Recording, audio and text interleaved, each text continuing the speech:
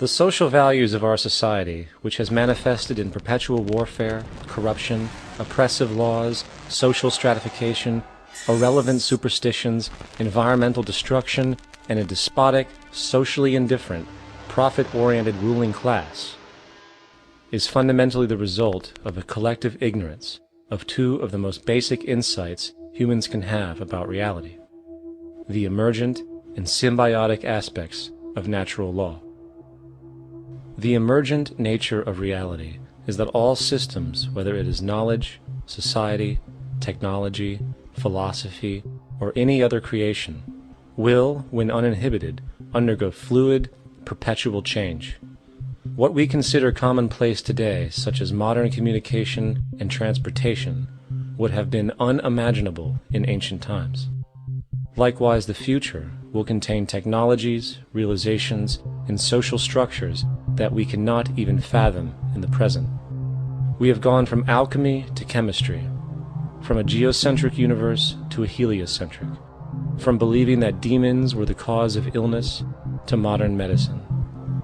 This development shows no sign of ending, and it is this awareness that aligns us and leads us on a continuous path to growth and progress.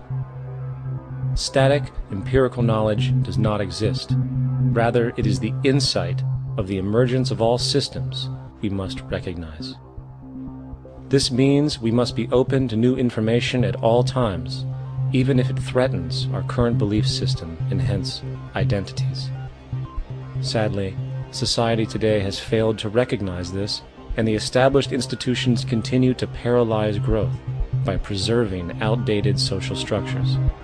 Simultaneously, the population suffers from a fear of change, for their conditioning assumes a static identity, and challenging one's belief system usually results in insult and apprehension, for being wrong is erroneously associated with failure, when, in fact, to be proven wrong should be celebrated, for it is elevating someone to a new level of understanding, furthering awareness.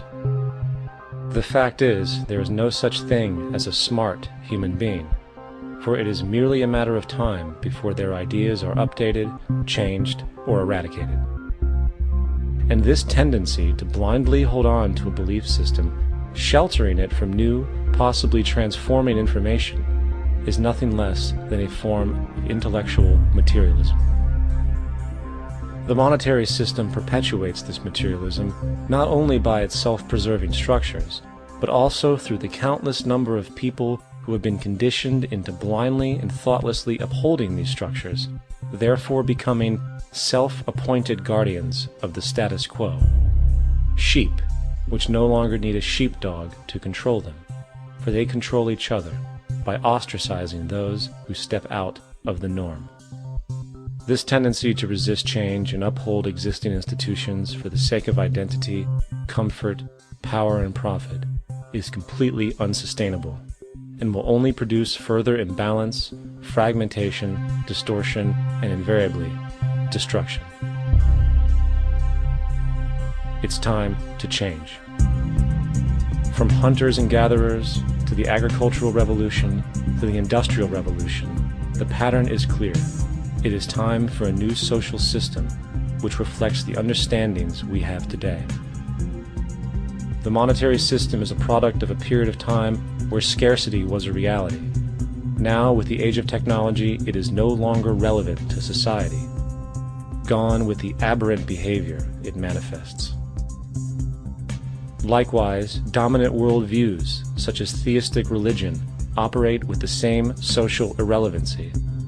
Islam, Christianity, Judaism, Hinduism, and all of the others exist as barriers to personal and social growth, for each group perpetuates a closed worldview, and this finite understanding that they acknowledge is simply not possible in an emergent universe. Yet, religion has succeeded in shutting down the awareness of this emergence by instilling the psychological distortion of faith upon its followers, where logic and new information is rejected in favor of traditionalized, outdated beliefs. What is truly sad, however, is that when we cease the idea that the stories from Christianity, Judaism, Islam, and all the others, are literal history, and accept them for what they really are, which are purely allegorical expressions derived from many faiths, we see that all religions share a common thread, and it is this unifying imperative that needs to be recognized and appreciated. Religious belief has caused more fragmentation and conflict than any other ideology. Christianity alone has 34,000 different subgroups. The Bible is subject to interpretation. When you read it, you say, I think Jesus meant this. I think Job meant that. Oh no, he meant this. So you have the Lutheran, the Seventh-day Adventist, the Catholic, and a church divided is no church at all. And a church divided is no church at all. And this point on division, which is a trademark of all theistic religions, brings us to our second failure of awareness, the false assumption of separation through the rejection of the symbiotic relationship of life.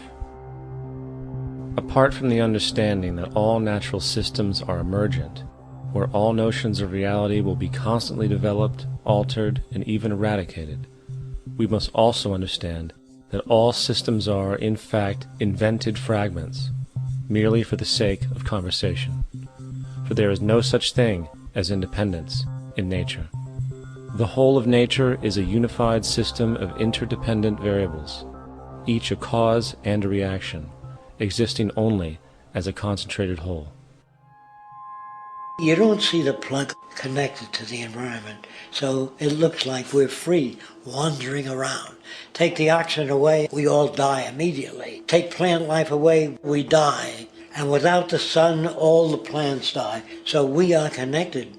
We really must take into account the totality. This isn't just a human experience on this planet. This is a total experience. And we know we can't survive without plants and animals. We know we can't survive without the four elements, And so when are we going to really start taking that into account? That's what it is to be successful. Success depends on how well we relate to everything around us. I'm very aware of the fact that my grandson cannot possibly hope to inherit a sustainable, peaceful, stable, socially just world unless every child today growing up in Ethiopia, in Indonesia, in Bolivia, in Palestine, in Israel also has that same expectation. You got to take care of the whole community or you're going to have serious problems. And now we have to see that the whole world is the community, and we must all take care of each other that way. And it's not just a community of human beings. It's a community of plants and animals and elements. And we really need to understand that. That's what's going to bring us joy, too, and pleasure. That's what's missing in our lives right now. We can call it spirituality, but the fact of the matter is, joy comes from that bliss of connectedness. That's our God spirit. That's that side of ourselves that really feels it. You can feel it deep inside you. It's this amazing, wonderful feeling. And you know it when you get it. You don't get it from money. If it's true that we're all from the center of a star, every atom in each of us from the center of a star, then we're all the same thing. Even a Coke machine or a cigarette butt in the street in Buffalo is made out of atoms that came from a star. They've all been recycled thousands of times, as have you and I. And therefore, it's only me out there. So what is there to be afraid of? What is there that needs solace-seeking? Nothing. There's nothing to be afraid of because it's all us. The trouble is we have been separated by being born and given a name and an identity and being individuated. We've been separated from the oneness, and that's what religion exploits, that people have this yearning to be part of the overall one again. So they exploit that. They call it God. They say he has rules. And I think it's cruel. I think you can do it absent religion.